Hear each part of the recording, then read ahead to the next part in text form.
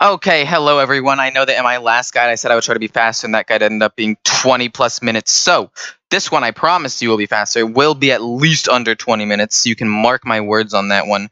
And yeah, I'll just jump right into it. The deck guides are broken into 3 basic steps for all of you who haven't been here before. It's basically a overview of the deck, changes you can make to the deck to either make it more expensive for the budget guides or less expensive, being the full guides. And then the last one is like gameplay tips, like mulligans and matchups, and just overall strategies that you can use to win in these specific matchups. So, without further ado, I'll just jump into a basic rundown of the deck. This deck is a little bit different from the full version deck because it has cards in here. The cards I take out that would be in a normal deck give you power, but it's like delayed power. Like the Solarium, you have to wait until you have enough mana to play all of the cards that you could draw. With Prince Keleseth, it gives you immediate like power. Not immediate power, it gives you some power, but it's a fairly weak 2/2 for 2. And it takes you a couple of turns to really start feeling the effects of that card. Whereas cards I put in for the other cards, being Raid Leader and Vulgar Homunculi, give you more immediate pressure, which actually help you into some matchups like Odd Rogue that can take control of the board before you can actually like build up a board yourself. And the Vulgar Homunculus really comes in clutch against Odd Rogue, which I'll get into in a second. But the Raid Leader allows for immediate power that Prince Keleseth tries to provide, but doesn't really do. Like if you have a wide board and you drop Raid Leader, that's immediate +1 attack to all of the minions, whereas Prince Keleseth, like half of your minions might be buffed, sure, but like the Raid Leader just has more immediate pressure, and you can actually squeeze out a little more damage with the Raid Leader as a surprise kind of thing. So it's actually pretty decent. I also put in Spellbreaker because you can't run all of the epics like a Blood Knight and whatnot. But overview of the deck, I'm going into more of the cards right now. It's an aggro deck where you try to rush the other person down with high value cards that yes do damage to yourself, like Flame Imp, Kobold Librarian, and the Homunculus. However, since it does damage to you, it allows you to heal your face, which synergizes a lot with the Happy Ghoul. The Happy Ghoul being the card where if you heal your hero, it costs 0.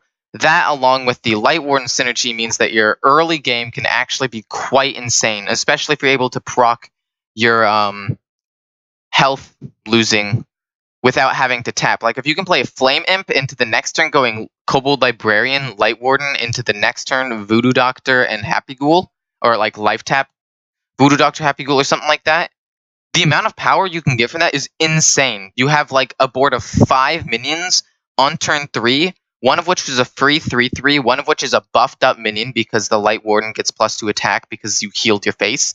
And then the Flame Imp also has just a 3/2 stat line, which is pretty solid.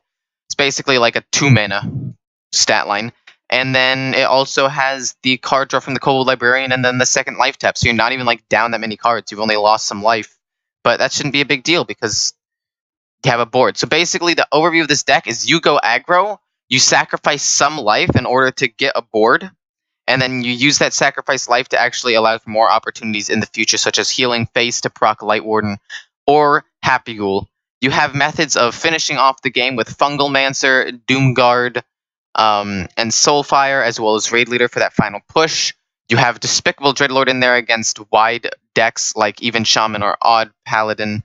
And you have Spellbreaker into decks with like large taunts that you're going to have to get into. Like if they play a Lich King, you can just Spellbreaker and go face, which I actually won against a Lich King using that exact strategy. Not turning my entire board into it, just silencing it in my last video. So if you go to my channel and you want to check that out, my last guide on, not my last guide, my last budget gameplay actually had the exact situation I'm talking about. So Spellbreaker definitely does help. Other than that, really just a standard guide, standard build for this deck that doesn't rely on Solarium, Prince Keleseth.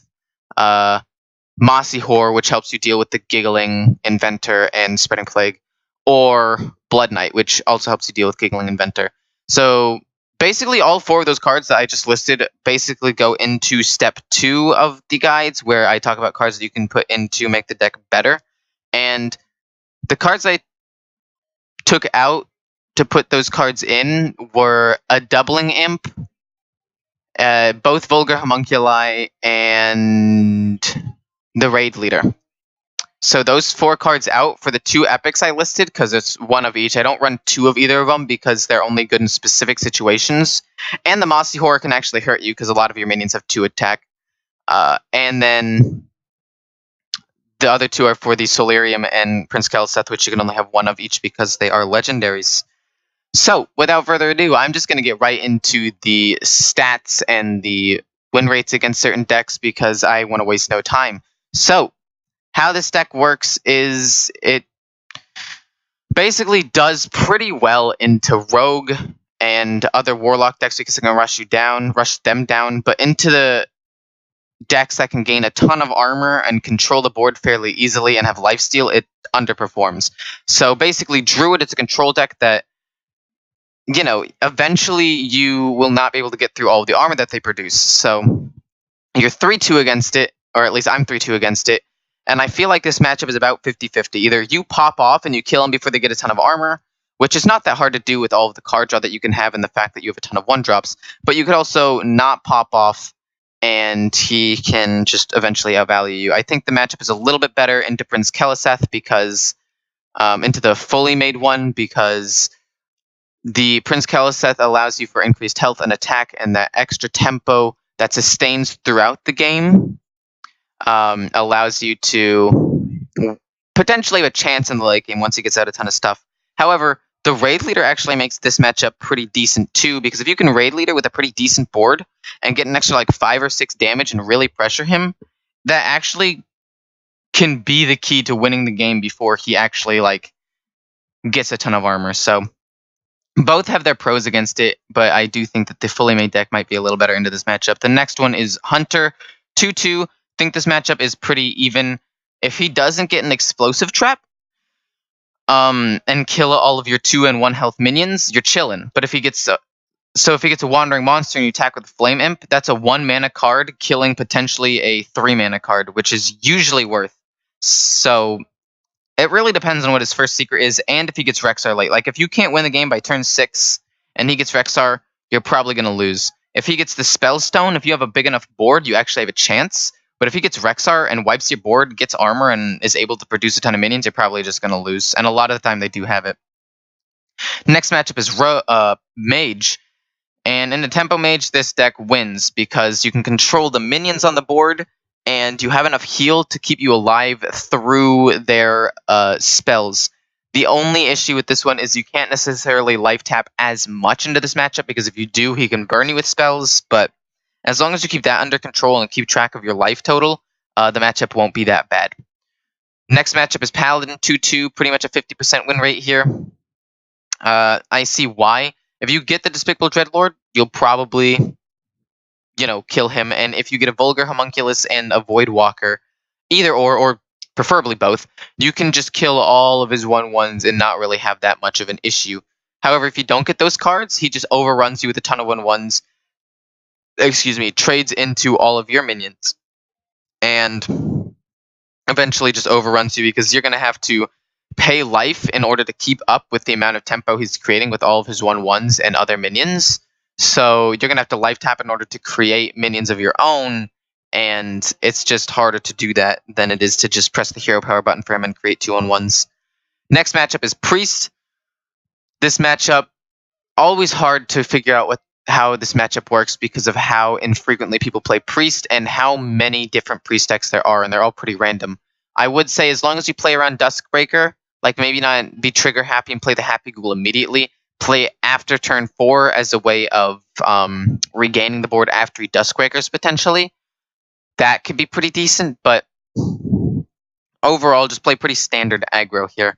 Into Rogue, like I said, I think this matchup is better for you than the Prince Keleseth because of the Vulgar Humunculus. The Vulgar Humunculus, if you can put it out there and keep the odd rogue from killing your minions with his dagger, that means your 3-2 that you play the first turn, or your 2-1, or whatever you play the first turn, will actually live for a turn longer. And if you can heal the Vulgar Humunculus, say you don't have a Happy Ghoul in hand, or you have a Fungal Enchanter that heals everything, you could heal it and have it protect your minions for another turn, which allows you to do even more damage. And it's not like he's going to kill it, because the only minion that he plays on the first turn is a 1-attack minion pretty much every single time. So you actually really don't have that much to worry about, because you can just, ping it off. Or he doesn't do enough damage, you heal it up, and he can't get over your thing for 2 turns. Into Quest, your deck is fast enough to beat Quest for the most part, although it would be easier with the Giggling with a Mossy Horror or Blood Knight to deal with the Giggling Inventor that stalls out. But, it's fine. Really, the point of this deck is to rush them down as fast as possible, and that does really well into Quest Rogue, so, you can be a Quest Rogue. Next one is Shaman 3 and 2. I think that this matchup is about 50%. You lose to even Shaman, but Shudderwalk and mid-range Shaman are more common, and this deck you can rush them down before they can get to Shudderwalk, which is pretty nice. However, if you play against even Shaman, all of his pings and his super wide board mean you basically just lose unless you get Despicable Dreadlord. And if you get Despicable Dreadlord, but he has Healing Totem, it's actually just fully negated. It doesn't even matter. So I say this is about a 50% matchup. There's some winning ones, being the Shudderwalk, because you can rush him down before he gets Shudderwalk, but even Shaman is a bit of a rough one. If you can get Despicable Dreadlord and kill his healing totems, then you actually might have a pretty good chance into this.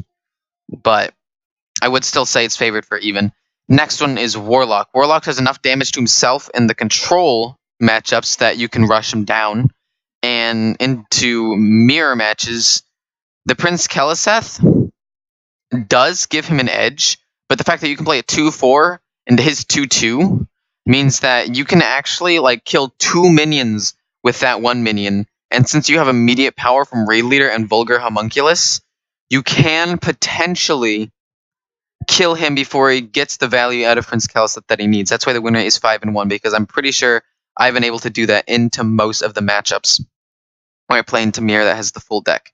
So the budget deck into the Mirror match actually is pretty even and might be a little bit favored, but I don't think it would be by much. I think it's still about 50%, but into the control matchups, I could say that it's a little bit better, especially considering the 2-4 has 4 health, which means that the Defile and or Hellfire both very rarely kill it, so it'll actually stay on the board after he tries to wipe it, which means he's used up a turn, and you still have at least a minion on the board, so that can be pretty helpful. And to Warrior, you just lose. I hate Warrior with the Burning Passion. I've said it multiple times. The amount of armor he gains and the amount of tools he has to control the board just means you'll lose. You really can't do anything about that. And I did play 2 other games and lost both of them. I think one of them was a Rogue, one of them was a Druid, but I did lose 2 games. So Druid is more of a 50% matchup, and the Rogue, I think, is more of a 9-2 matchup. I think I lost to Odd Rogue a little bit, because if you don't get the 2-4 taunt, he can kill your minions with the dagger, and then play minions and gain control of the board. So that is the guide on this deck. I hope you guys enjoyed. I hope you guys enjoyed the matchup. The mulligans. Oh, the mulligans, of course. I can't believe I keep forgetting. I should just make mulligans the 4th step, because I literally forget every single time. Basically, how the mulligans work is keep pretty much all of the 1-drops, except for Soulfire, and potentially Soul Infusion, unless you have a Doubling Imp or Serenite Chain Gang on your far left spot. Other than that, pretty much just mulligan everything that's not a 1-drop. Well, okay, no. The Vulgar Humunculous you generally keep, and the Happy Ghoul you also generally keep, because Happy Ghoul is the bread and butter of the deck, and hopefully you draw Lifesteal, or you already have Lifesteal in your hand. And the Vulgar Humunculous is just a really good 2-drop that procs the damage to yourself that not all of the 1-drops can do. Like if you have a Light Warden in your hand or a Voodoo Doctor in your hand, you can't necessarily do damage to yourself on turn 2 without drawing, which means you lose some pressure. But this way you can play the Vulgar Humunculus on turn 2, apply pressure to the board, and still proc that. So honestly, keep most 1-drop creatures, I would say. Vulgar Humunculus, Happy Ghoul, and if you can get a Doubling Imp or Serenite Chain Gang in conjunction with a Soul Infusion, obviously having the minion on the far left side, I would keep those cards too. Other than that, pretty much just mulligan everything for those other early game cards to gain tempo. Oh boy, I actually made it in less than 15 minutes, so that's actually pretty impressive 15 minutes from when I started talking, not necessarily including the intro. I hope you all enjoyed this deck guide. I enjoyed making the deck guide, and I hope you all luck in this game. Not this game. I tried to end it before 15 minutes. I'm sorry. I wish you all luck with this deck. I was super excited that I made it short.